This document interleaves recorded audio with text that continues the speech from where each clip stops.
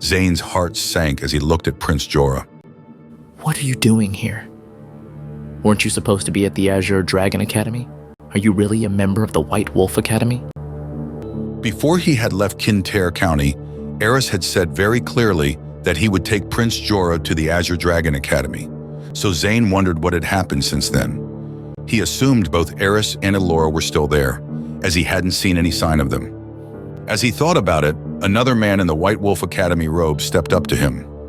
Prince Jorah's talents would be wasted at the Azure Dragon Academy. You must be Zane. I've heard about you, and it seems Prince Jorah was right. You're not very strong. You may as well just give up and go home now because you're never going to make it into the Five Spirits sect. Staying here is just a waste of time. The man was Prince Jorah's sidekick, Naren. He had a face that resembled a horse and teeth that were too big for his mouth. Zane wasn't intimidated by him, but he didn't waste his time on a reply. He just looked back at Prince Jorah and scowled.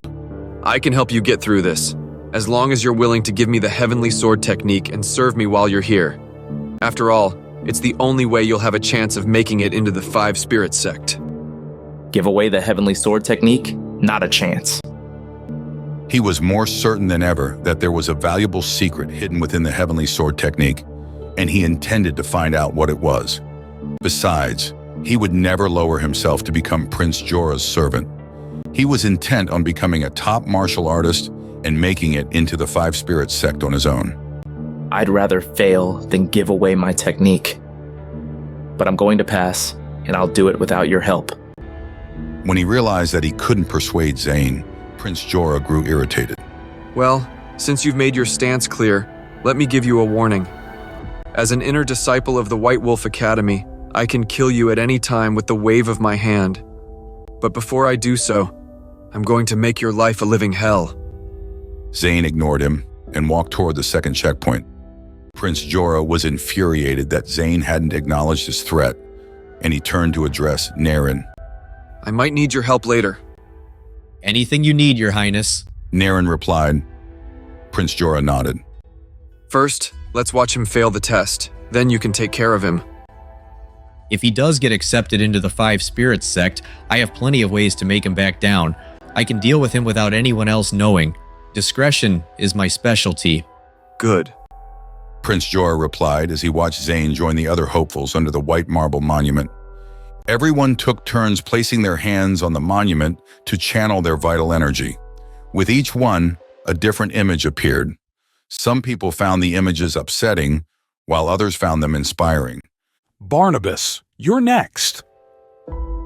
Barnabas was nervous as he put his hand on the monument. For a moment, nothing happened, and then the three dim stars slowly flickered and then grew dimmer again.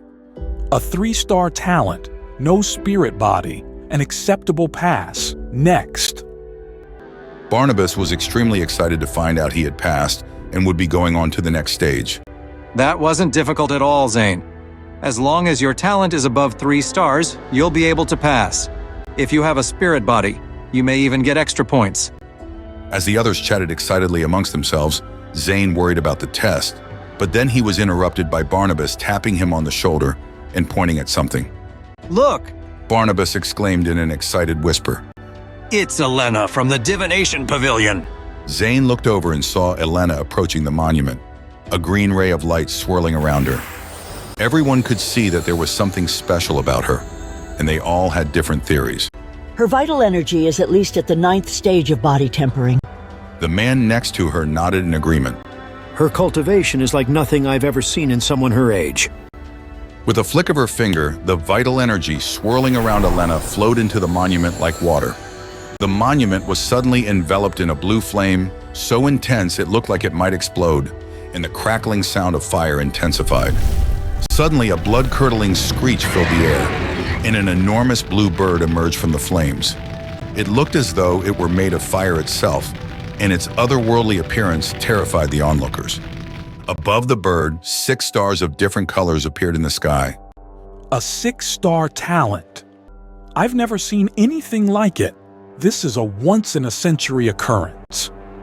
Everyone was astonished at both Elena's talent and the terrifying bird in front of them. Standing on the outskirts of the crowd, Naren nudged Prince Jorah. She has a 6-star talent like yours, and it seems she also has a high-grade spirit body. Can you believe it?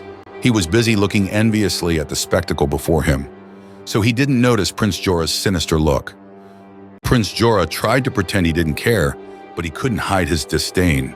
As they looked on, a loud explosion rang out with a burst of flames. When the smoke cleared, they could see a woman floating in the air, her clothes fluttering in the wind. The waves of vital energy emanating from her body distorted her surroundings, and her majestic aura made the air feel heavy and oppressive. She glanced down, fixing her gaze on Elena with a delighted expression. When she spoke, it was in hushed tones, but her voice was captivating.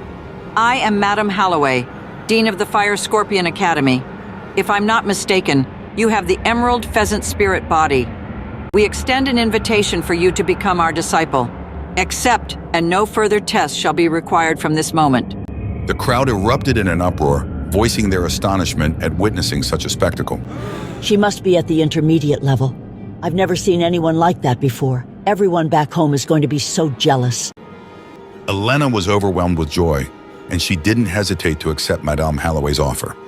Madame Holloway clapped her hands together. Then let's not waste any more time. Follow me. Without saying a word to the moderator, Madame Holloway raised her hand and unleashed a blast of bright flames that engulfed Elena. Moments later, they transformed into an arc of light, and the two of them disappeared. Can't wait for more? Catch the next episode tomorrow. And if you are ready to binge the whole series, download our app now.